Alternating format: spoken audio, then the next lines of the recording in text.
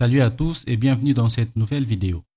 Aujourd'hui, nous allons voir ensemble comment faire un commentaire d'arrêt. Mais avant cela, je vous demande de liker cette vidéo pour encourager la production des autres vidéos. Je publie régulièrement des vidéos de droit. Pour ne plus louper mes prochaines publications, je vous demande de vous abonner et d'activer la cloche de notification. C'est gratuit.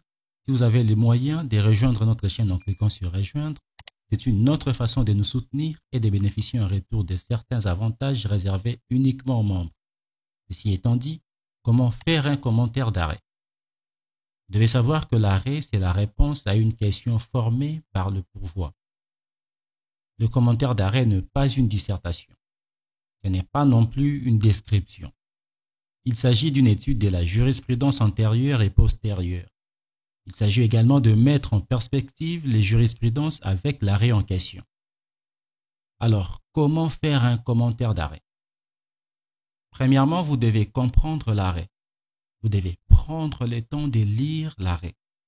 Vous devez qualifier les différentes parties. Deuxièmement, vous devez aller chercher la question, le problème de droit.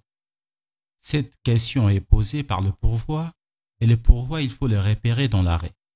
Enfin, il est précédé de la formule alors que. Cependant, quelquefois, le pourvoi n'est pas indiqué, alors il faut prendre la réponse et la transformer en question. Ensuite, on peut avoir plusieurs éléments du pourvoi et il n'y a qu'une seule partie du pourvoi qui nous intéresse.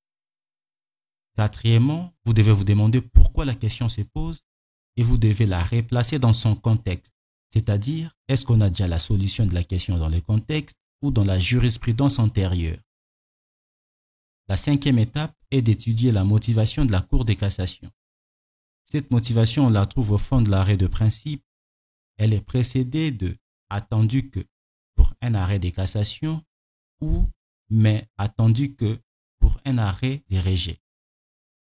Sixième étape est d'examiner dans les détails les raisons qui poussent la Cour de cassation à juger comme tel le fait. En fonction de quel élément le juge se détermine-t-il?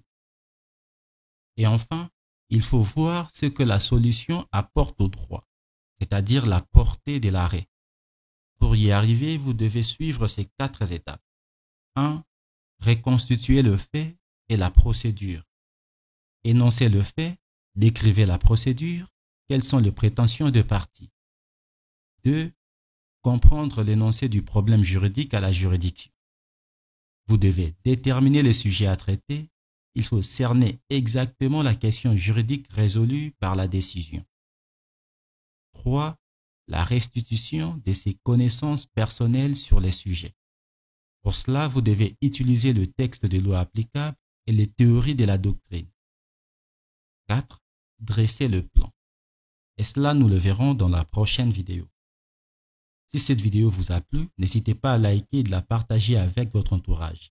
Abonnez-vous et activez la cloche de notification pour ne plus louper nos prochaines publications.